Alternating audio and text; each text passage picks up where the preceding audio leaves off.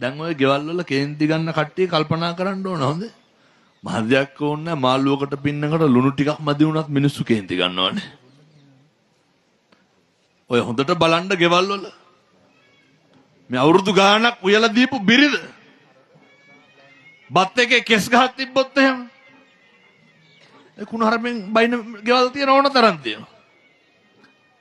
නිරන්තරයෙන් බලන්න ඕනේ අර විනාඩි 10ක් විතර අරගෙන මොකටද කේන්ති ගන්නෙ? කවුද මේ කල්පනා කරන්න ඕනේ? කේන්ති යන උදවිය. මොකක්ද කේන්ති ඇවිස්සීමෙන් මට අත්වෙන ප්‍රතිඵලය?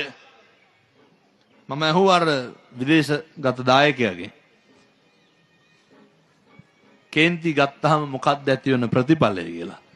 ඒ මිනිස්සයාටම කියවුණා හාමුදුරනේ ප්‍රියතමයෝ නැති වෙනවා කියලා.